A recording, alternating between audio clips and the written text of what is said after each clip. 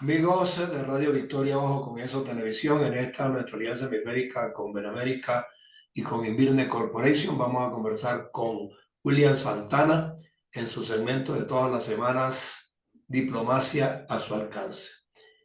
No sé si la diplomacia convencional y tradicional está recobrando sus hilos, no lo sé, pero la reunión entre la Unión Europea y el CELAC avisoraba unas tiranteses insuperables, pero pareciera que como que se decantaron un poquito las aguas, porque a Delcy Rodríguez, que la Unión Europea la declaró inadmisible, se apareció por allá, no la han rechazado, no la han eh, vapuleado, nadie ha dicho nada. Lo dijeron antes de llegar, pero después que llegó, las cosas como que se normalizaron. ¿O cómo la ves tú? Sí, buenos días, José Antonio. Pues tienes razón, efectivamente.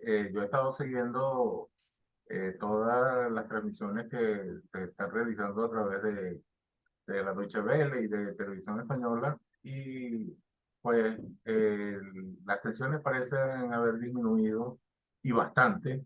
Se ve un ambiente un poco más distendido del que se esperaba.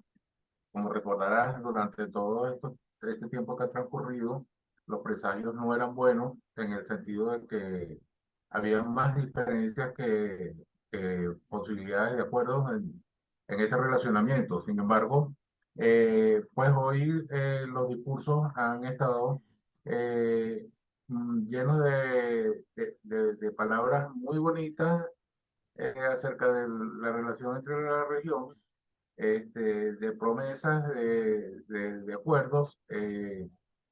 Ha sido un ambiente muy extendido, como tú lo has señalado muy bien, pero vamos a esperar a ver qué sucede más adelante.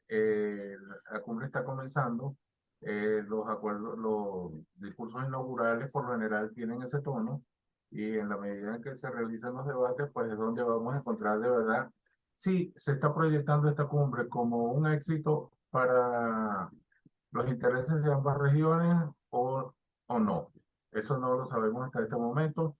Todos esperamos que sea lo primero, que ya, bueno, hay anuncios importantes en el sentido de una cantidad significativa, 470 millones de euros, creo, que está proporcionando la Unión Europea para planes de inversión en Latinoamérica, que incluso ya han aclarado que no va a ser para explotación de materiales, sino inversiones productivas para la región. Adicionalmente, hay un monto importante también, hay montos que son del conjunto de la Unión y montos que, como el de España, que son particulares de ese país, que están dirigidos a programas de asistencia y ayuda humanitaria. Ya esto es un buen comienzo. Claro. Es, Ahora, algunos abogan porque la reinserción de los grandes capitales en América Latina se hagan bajo la modalidad de valuaciones, como se ha hecho y se ha debido hacer siempre, que encomiendo una obra y te voy entregando el dinero una vez que yo mida que has avanzado un tanto, y el siguiente te lo entrego una vez que haya avanzado un tanto más. Yo creo que es la única manera de comprometer a estos gobernantes latinoamericanos, que son rapiñosos casi todos hasta ahora, a que cumplan con los planes y los proyectos y programas que las corporaciones internacionales quieran hacer en nuestros países. Porque es que de qué otra manera podemos convencer a los capitales internacionales a venir si han visto pues que de la noche a la mañana unos cuantos se enriquecen de manera grosera y al final las obras quedan como elefantes blancos por allí, como el caso de Odebrecht, por ejemplo, para citar uno que está en boga desde hace 10 años y todavía no se ha esclarecido. sí, tienes toda la razón. Y justamente yo creo que allí es donde está una de las piedras de tranca. Cuando Cuba, por ejemplo, y Venezuela, que le sirve de caja de resonancia, también Nicaragua y otros países hablan de soberanía, hablan del respeto, de relaciones de respeto. ¿Qué es lo que están pidiendo? Y de no intervención, ¿qué es lo que están pidiendo? Que se les deje por la libre, pues de que si les van a entregar un dinero, ellos dispongan como soberanos y en función, función de unas relaciones de respeto, que ellos puedan decidir por su cuenta y que no tengan imposiciones. ¿Las imposiciones cuáles pueden ser? Justamente lo que tú estás diciendo, exactamente. La imposición es alguien que revise la obra, supervise y diga, mira, esto no está bien, esto los fondos no se están dirigiendo hacia donde se deben, aquí hay corrupción y eso es justamente lo que no quieren los gestores. Exacto. Justamente tú has dado en el clavo de cuál es todas esas frases, detrás de todas esas frases siempre hay un interés y está en nosotros descubrir cuál es ese interés. Y es eso, pues son realidades concretas y esto no son palabras que se lanzan al vacío, no. Detrás hay una realidad concreta detrás. Hay un comportamiento anómalo dentro de muchos países latinoamericanos tienen un altísimo índice de corrupción y un altísimo índice de impunidad y precisamente eso es lo que hace temer a cualquier inversionista, llámese europeo, chino, de donde sea, colocar unos fondos allí, porque esos países tienen sus presidentes quienes deciden en estas cumbres y quienes deciden a nivel nacional también tienen que rendir cuentas. Entonces, Claro. hay un concepto, no sé exactamente cuál sería la traducción, accountability, y es que es una responsabilidad de rendir cuentas de estos países y muy mal quedarían si cuando les preguntan qué se hicieron con los 470 millones que dio la Unión Europea, dicen, bueno, allí hay a responderle que se fueron por un escándalo como el de Odebrecht, que tú acabas de mencionar, y como Odebrecht son muchos, o sea, Odebrecht, vamos a decir, Son a han diario, sido, son a diario. exacto, ¿Y sabes por qué yo te lo digo? ajá, Por lo siguiente. A mí no se me olvida cuando Chávez, con su estilo pues jacarandoso y bullicioso, eh, creó la Contraloría Social, inclusive a nivel de municipios, de regiones. mm, Contraloría Social era que los ciudadanos se permitieran evaluar cómo iban las obras, si se estaba invirtiendo y se estaban haciendo con el material adecuado. Y resulta que a la larga vimos que la Contraloría Social se convirtió en unas componendas desde el más bajo de los funcionarios públicos hasta el más alto.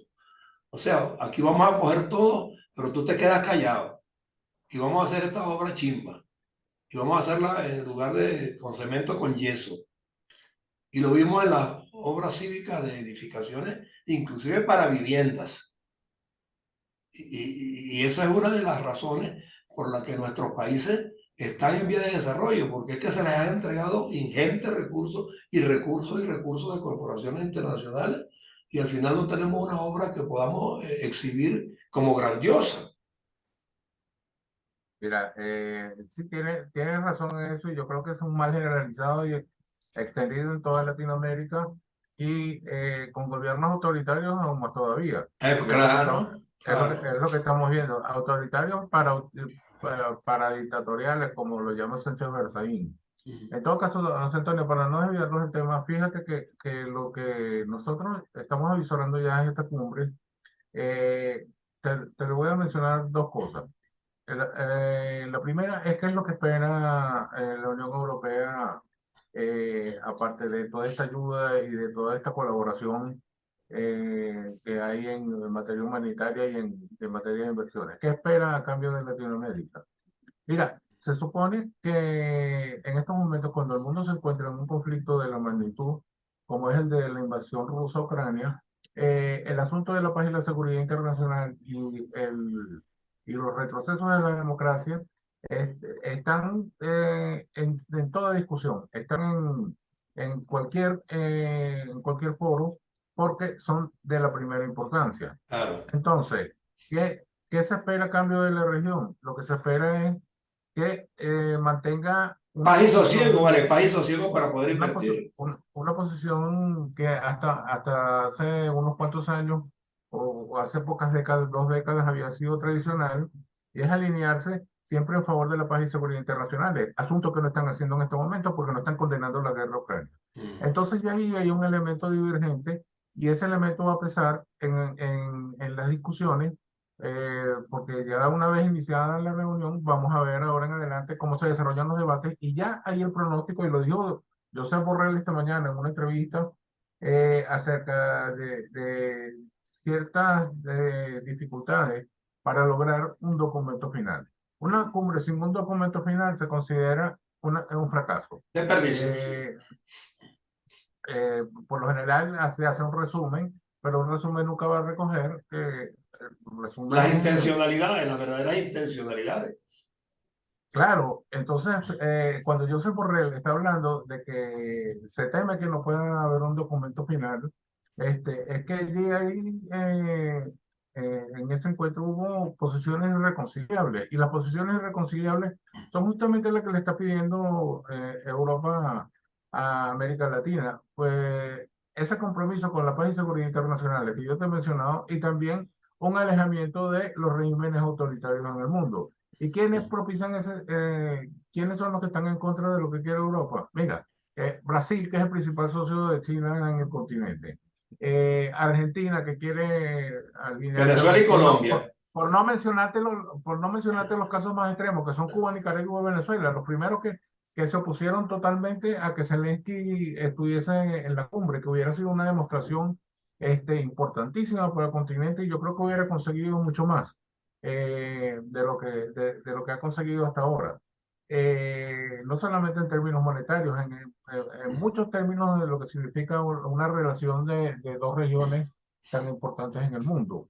Entonces, ese es uno de los elementos, lo que es la paz y la seguridad internacional y lo que es la inscripción hacia qué modelo deberíamos seguir. ¿Qué modelo deberíamos seguir? ¿Si el del autoritarismo o el de la democracia? Entonces, estos países que están aquí en Latinoamérica no se han comprometido firmemente con otro asunto y es el de la democracia en el continente. Cuando están imponiendo, impusieron de alguna manera que la presencia de Delcy Rodríguez, que creo que está ya en una condición especial, ella tiene un waiver, es lo poco que he podido ver, es que solamente se puede trasladar del aeropuerto a su hotel o la residencia y de allí a la reunión y de regreso para el Y para su aeropuerto. casa, otra vez. Tiene una escolta policial del Estado, pues. Y el caso de Díaz Canel, y lo vemos de lo más rozagante, a pesar de que ya el propio Parlamento acaba de sacar una resolución en la cual condena todas estas atrocidades que suceden permanentemente en Cuba. Entonces, estos son países, fíjate tú, los que están direccionando la agenda en los puntos más conflictivos son países que exigen respeto, pero ¿por qué no empiezan respetando a sus nacionales cuando les violan los derechos humanos permanentemente? Ajá. ¿Por qué no se hacen esa reflexión tanto lo de los dirigentes de Cuba, Nicaragua y Venezuela? Ahí es donde deberíamos ir, ese debería ser el centro del debate, José Antonio. Así es. Entonces, en estos momentos estamos viendo que vi el discurso de Ralfo González, que es el presidente pro tempore de la CELAC, un discurso que por supuesto se lo preparó años, es el discurso que hubo de consenso aquí, el discurso inaugural. Y en ese discurso, ¿cómo se le ocurre relativizar la guerra en Ucrania diciendo hay conflictos más urgentes en el mundo, como el de Haití y Palestina? Qué Haití y barbaridad. Palestina tienen décadas, Haití tiene décadas en crisis. Y los latinoamericanos no se han abocado de manera firme a resolver los problemas en Haití. Quienes lo han hecho han sido Estados Unidos y países europeos, los que fueron en su momento un grupo de países amigos de Haití. Venezuela, porque unas razones muy especiales y con otro gobierno, por supuesto, no con este. Y en el caso de Palestina, esto tiene décadas ya y esto ya es parte de la agenda del paisaje conflictivo internacional. No es el asunto más urgente, como lo está planteando Goncalves, relativizando la gravedad del conflicto ruso y diciendo que no era ese el escenario, no era el foro para tratar la invasión rusa-ucrania. ¿Cómo que no va a ser el foro Qué cuando ese es el barbaridad. asunto que está afectando más en estos momentos la paz y la seguridad internacional? Y Claro. en el discurso que inaugura también de Pedro Sánchez como presidente pro tempore y presidente en estos momentos de la cumbre, está en un tono complaciente, hablando de asuntos que no son los centrales, que no son los conflictivos, por supuesto, que no son los asuntos más relevantes, son asuntos, no diría tanto accesorios, pero que no están reflejando la realidad de lo que es el relacionamiento entre las dos regiones. Pedro Sánchez está actuando, por un lado, como candidato político en España, porque de este éxito de la cumbre depende a lo mejor 1 o 2 puntos en las en encuestas. las encuestas. Y no está, yo creo que recogiendo las preocupaciones fundamentales de, de los participantes en la reunión, que también me parece que sería un abuso, porque si nosotros acabamos de ver una resolución tan contundente en el Parlamento acerca de los procesos en Cuba, en Nicaragua y Venezuela, ese es que lo precedió, porque esto fue recientemente, esto fue la semana pasada. Sí, Entonces, ¿cómo es posible de que no que no te voy a decir que mencione por su nombre, pero que hable en un contexto general de la democracia en el continente, que hable de democracia, así de simple, no tiene que ir más allá.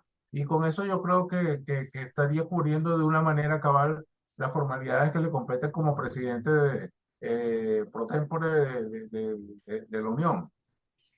no, a mí la impresión que me da de Pedro Sánchez en este caso es que él está intentando, o sea, que su imagen se mantenga inmaculada porque tiene un proceso electoral donde las de perder las tiene casi todas encima.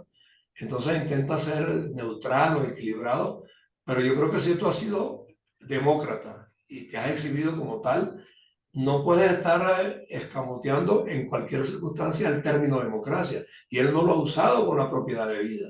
Ese es el problema que tiene Pedro Sánchez, que está escurridizo. Yo no sé si por el factor interno que está padeciendo hoy día de la descapitalización política en que ha caído, y entonces no quiere caer más bajo todavía. Justamente, exactamente. Es que es inconcebible cómo cuando se encuentran dos foros, uno es exclusivamente concertación política, como debe ser aquí en este momento, la Unión Europea está actuando más en función de lo que es su relacionamiento político con el Consejo. Y no se nombre en esos discursos inaugurales de ninguno de los presidentes pro tempore la palabra democracia, No, porque se, los oí completos no y lo la palabra menciona, democracia no salió por ningún lado. no la menciona. ¿Por qué? Porque no quieren tocar a Venezuela, Cuba y Nicaragua. Entonces, estos tres países están por un lado 37 países y por el otro 33 países y por el otro lado 27 países. Esto es que, José Antonio, más de la cuarta parte, la tercera parte de lo que es las Naciones Unidas. Y dentro de toda esta cantidad de países, los temas fundamentales, como son el de la seguridad y la paz internacional, y por eso es importante la presencia de Zelensky, por eso es importante que en el documento se mencione la invasión a Rusia y sus efectos en la paz y seguridad internacionales y no, no esté en No la se le dio palabra curso, no de se le los dos dio curso. presidentes pro tempore. Claro. Entonces, allí hay una distorsión de una realidad, una distorsión, por supuesto, y muy intencionada, de eso no me cabe la menor duda, porque nosotros conocemos la orientación política de Raúl Goncalves y de González y la orientación política de Pedro Sánchez. Y yo creo que pudiera considerarse como un abuso de las potestades que tienen como presidentes de esos foros para direccionarlos a su favor, obviando elementos que son fundamentales, como te dije, en ese relacionamiento. Sí, y al no estar presente esos fundamentos, yo creo, William, que la conclusión no va a ser nada alentadora. No sé, ¿cómo lo ves tú? Bueno, te digo, vamos a esperar esta mañana.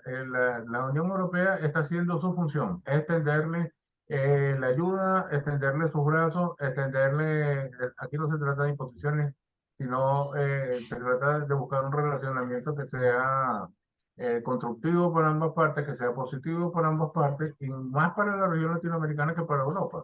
Entonces, si estos lo van a rechazar en función de intereses que ya se convertirían en hasta mezquinos, en intereses que no se corresponden con los valores civilizatorios de nosotros, como te dije, que son la libertad, la justicia, la democracia, la seguridad, la paz internacionales. Entonces, mira, el pronóstico por supuesto que no va a ser nada bueno. Ahora, las participaciones individuales de algunos países, ¿tú sientes que a Venezuela le va a corresponder expresarse allí y de alguna manera sostener esta posición radical que tiene a lo interno y reflejarla hacia el resto del mundo o recoger a los cabos? vamos a esperar, José Antonio, porque como te dije, lo que me pareció al principio de la reunión, o sea, en el día de hoy, lo que me ha parecido es que hubo un acuerdo de bajarle la intensidad a todas estos prolegómenos conflictivos que han habido en estos días y de los que nosotros hemos hablado en otros programas. Vamos a ver si ese espíritu se mantiene y cuál va a ser el resultado, porque aún nos falta oír las intervenciones de cada uno de los miembros. Lo que vimos hoy fueron dos eventos, el de una cumbre empresarial donde estaba Pedro Sánchez y Lula presidiéndola, pero tenía más que ver con los acuerdos de CELAC, el acuerdo de la Unión Europea con México y con Chile. Y la segunda parte, pues el acto inaugural, que como tú sabes, esos discursos siempre son llenos de frases muy bonitas y elaboradas, pero que en el transcurso de los debates es donde veremos cuáles van a ser las posiciones este, que van a exprimir los países y cuál va a ser el comportamiento de los dos conjuntos de países en vista de una declaración final.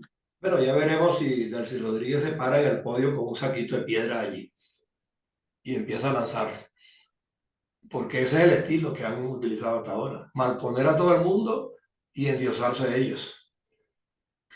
Bueno, muchas veces allí estos mandatarios no están por su cuenta porque hay una concertación previa en cuanto a la temática y yo creo que eso es lo que, ese es el deber ser dentro de estas cumbres multilaterales, pues.